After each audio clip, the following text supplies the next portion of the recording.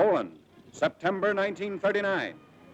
The German foe begins its ruthless march of conquest and sets the stage for World War II. Poland's 34 million inhabitants, crushed, scattered, and enslaved. Tens of thousands of square miles of territory shrink before the movement of lightning-armored columns. Poland and the world learn the meaning of a grim new word, blitzkrieg. Here is shown the initiation of that phase of modern warfare. These pictures of the preparation for attack and later the actual combat were all made by German frontline cameramen. Therefore, they stress Nazi superiority. Success is unimpeded as Hitler's divisions move against outnumbered Polish defenders. Later, on other world battlefronts, the Allies are to destroy the myth of the invincibility of the Nazi armies. But this is Hitler at the peak of his armed might, and the record of a nation overrun in just days is of military as well as historical importance.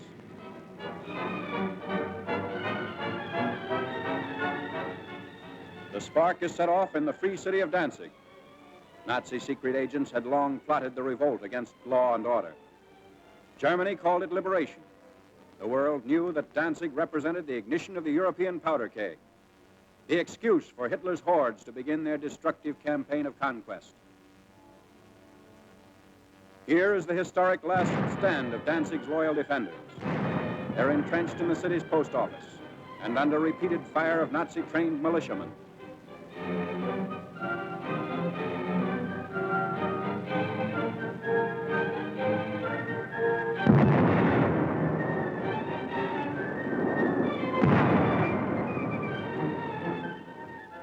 Taking cover behind an advancing tank, the attackers move in. Gasoline is sprayed on the building, and its doom is sealed.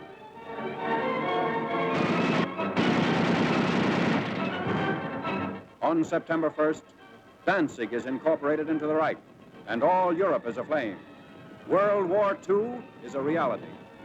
Nazi regulars move up. The Germans brazenly call it counterattack with pursuit. The civilized world knows it as the unleashing of unheard-of military might. With little to stand in their way, the Nazi divisions roar across the Polish countryside and reveal for the first time the machines and weapons that are to terrorize a freedom-loving people. Military observers see the Nazi lightning warfare as setting the style for modern battle. Only a well-devised counter-blitz can stem the flanking and pincer movements of the wily Germans. The motorcycles bring up machine gunners for the opening of the attack.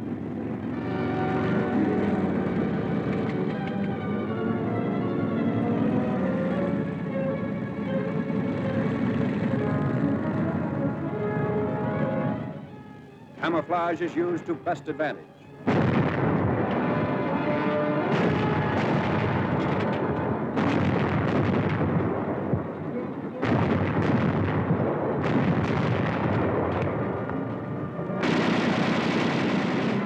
Tanks speed the advance as a Polish town is about to fall.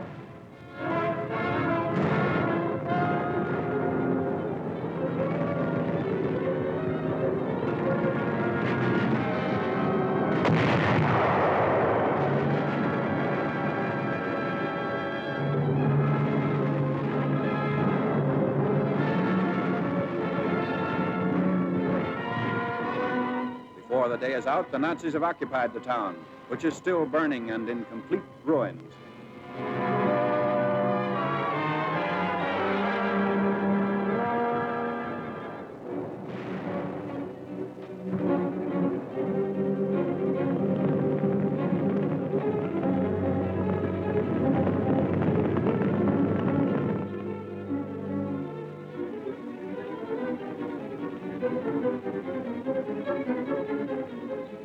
Wrecked equipment testifies to the Polish rout. There's no halt in the wrecked town. The military timetable calls for the rushing up of troops for more blitz attacks. The German strategy is to isolate Polish forces as quickly as possible. So the Nazi columns move according to prearranged schedule. 30 to 37 miles per day is the German claim.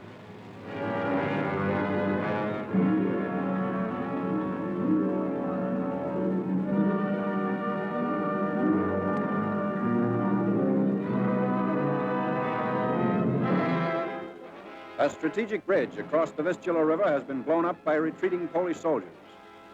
But in their haste, they were unable to ensure its complete destruction. The enemy will be delayed, but temporary repair is not impossible for skilled mechanics to accomplish in fast time.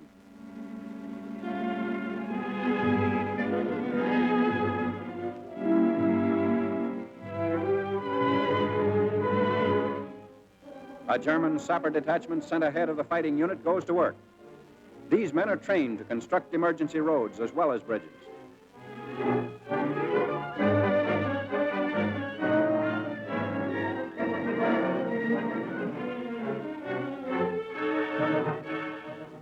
The hastily constructed span is quickly put to use by the advancing Nazis.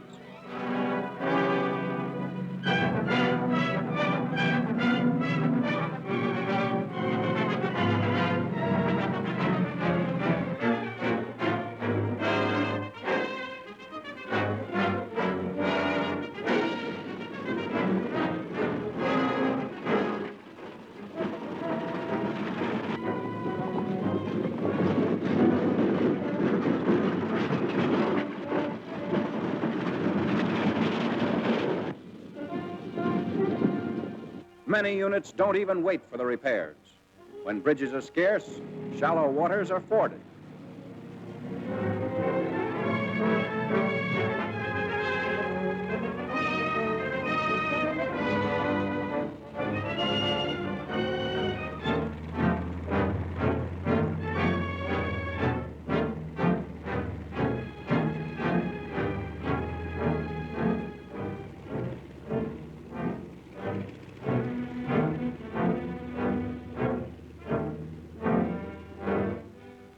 The blitz-minded German generals even defy fatigue. Long lines of tired troops are kept moving against the Poles. The operation is based on the principle that contact, once made, should never be lost. Naps are snatched on the move.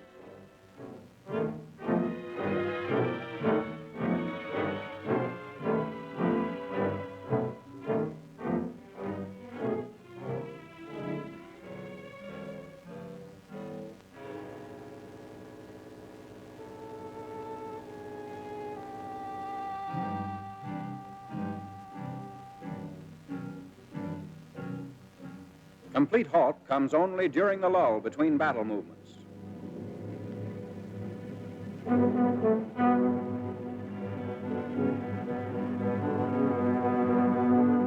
At all times, weapons are kept clean and ready for instant use. This enemy of ours has mastered every technique necessary to the maintenance of efficient fighting contingents.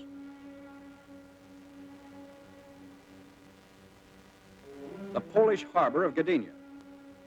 For the defense of this vital seaport, the Poles have sunk ships to block the entrance of German warships.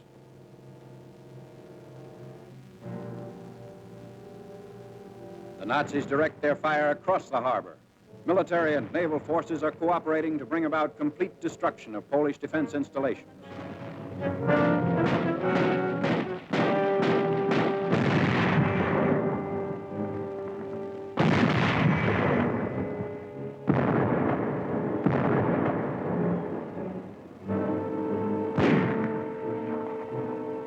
After a thorough bombardment, the outnumbered garrison of Gdynia surrenders.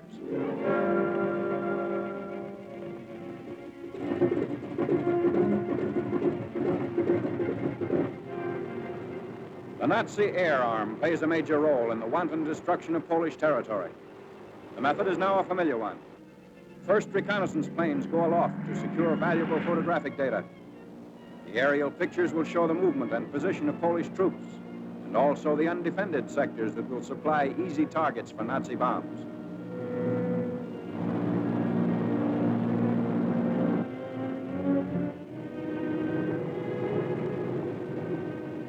Immediately on landing, the valuable pictures are rushed to the field developing unit.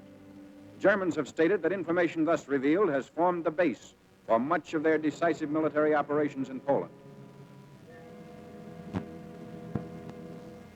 This photograph reveals a truck convoy, closely bunched at a crossroad. If proper distance and interval had been kept between vehicles, they would not be the target shown here.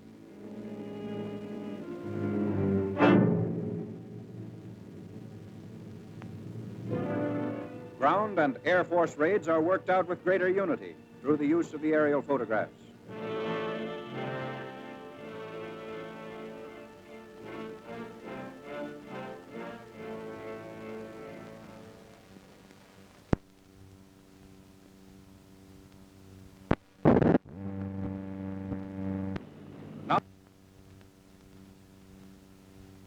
The preparation for attack by German fighter planes and bombers. Cases of bombs are continually unpacked, ready to supply the big ships as they land and take off again.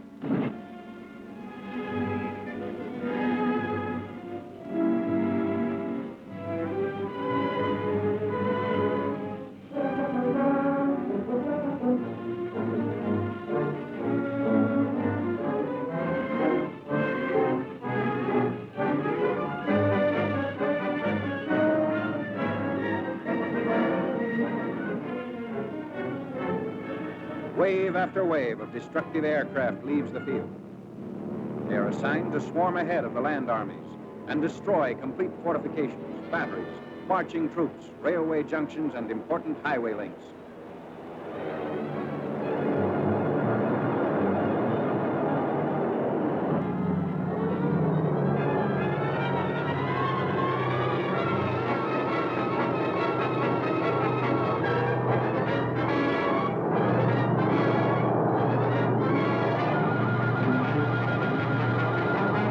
From the air, Germans are cutting off all avenues of escape for the Poles, who are now trapped in several pockets.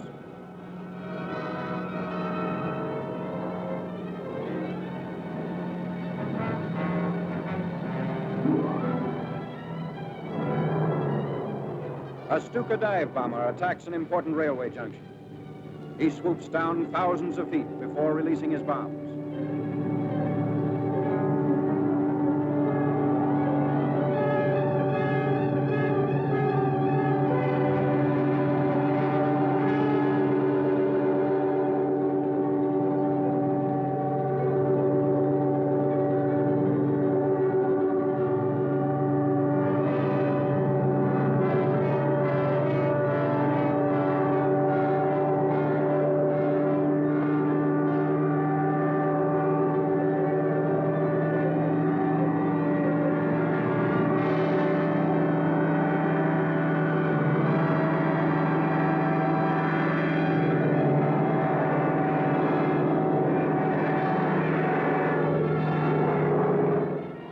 His hair-raising speed is stopped as he straightens out, barely 600 feet above the target.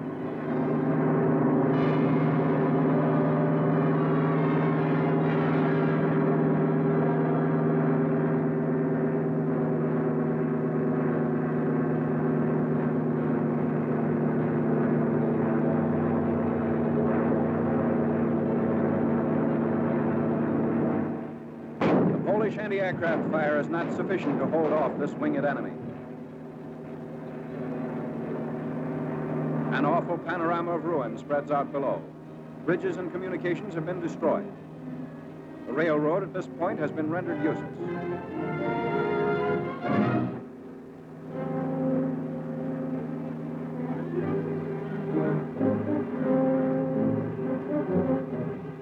Nazi bombs also knock out the heavy armored cars which the Polish army had hoped would see effective action against the enemy.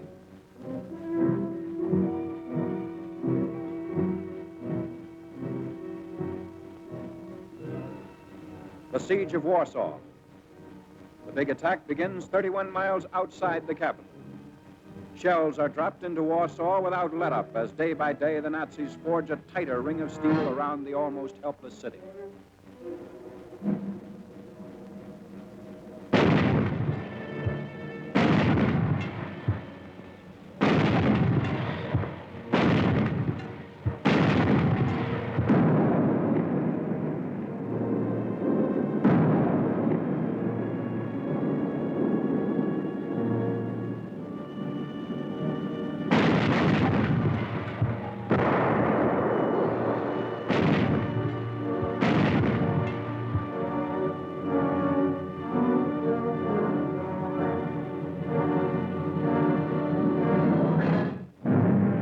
Hundreds of fires in the city send up huge clouds of smoke.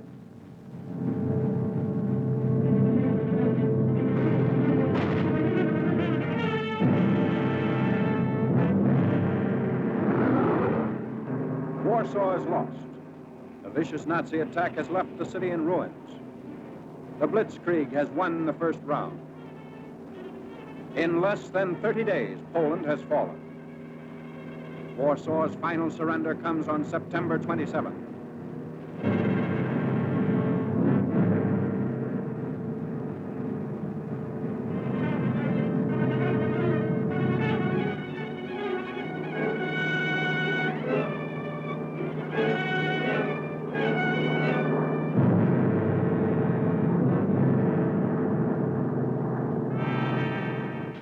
Even as the last shot is fired, the first of the conquerors are already within the city's boundaries.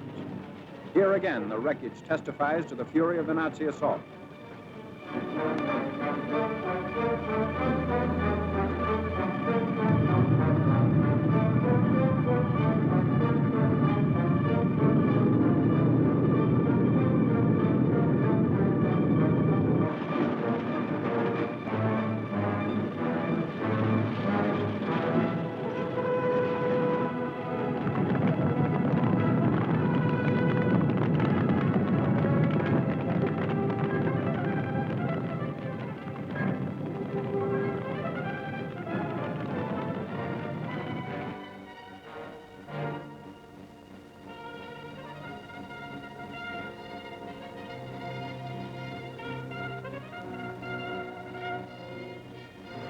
The occupation of Warsaw by the enemy is now complete. The Poles have fought bravely against this foe, but were overwhelmed by the sheer superiority of numbers and fighting equipment. Polish defenders come up to surrender their arms. Germans claim sizable quantities of guns and ammunition taken throughout the country. There was no time for the Poles to destroy their weapons. So quickly did the Nazis move in and dominate each position.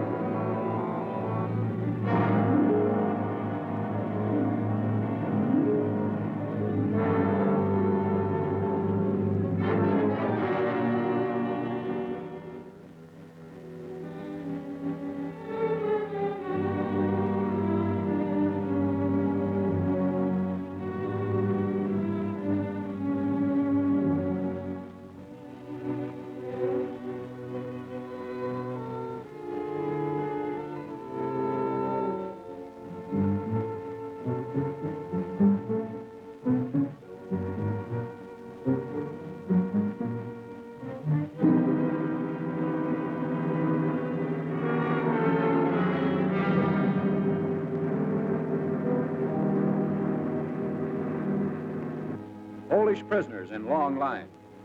500,000 is the estimated total figure.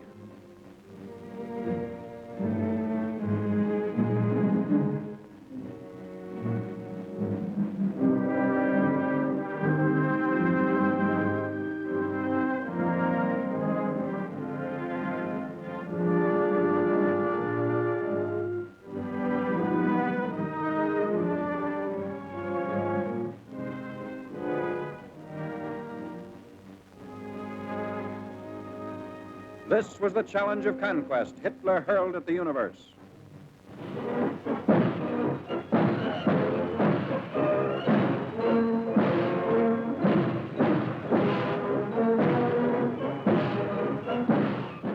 Arrogant, well-trained, the Nazis marched through Warsaw's streets.